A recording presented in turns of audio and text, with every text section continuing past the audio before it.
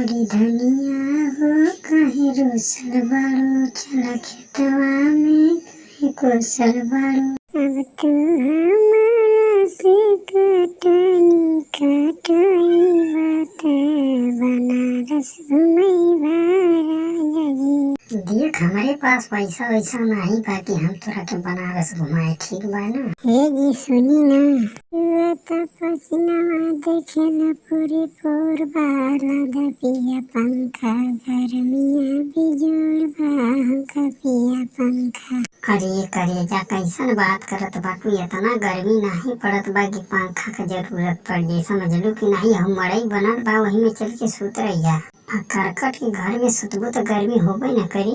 अरे हमका ना पता रहे हो कि तोहरा से हमारा शादी होत बा, नहीं तो हम शादी नहीं के होती कि हमरा के एक टिकुली काजल नहीं दे पावत बा तो पंखा कहाँ से दे। देख देख हमरा के बेइज्जती नहीं कर यार, पूरा वीडियो सभी गाँव पूरा देखत बा, ऐसा नहीं कर। हाँ तो हैला सुना, मोरा नैहर के दुतला पे डबल खिड़की हवा झुरु झुरु लागेला। अच्छा तो तू नैहर जा चाहत है हवा लेवे खातिर, तो है गेहुआ के काटी रे तोर दादा के कटिया।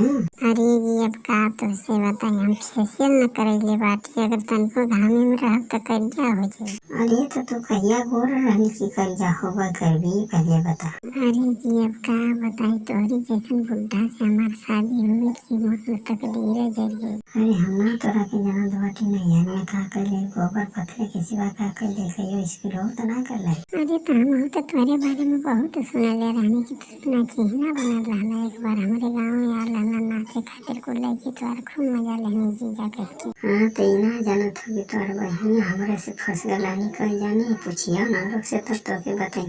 अरे उड़हू हम जानत रहनी तू पैसे का छिनारा रहना, ऐसा काम तू कर सकत हो और का करी सकत हो, तू तोरे खाए आवेला।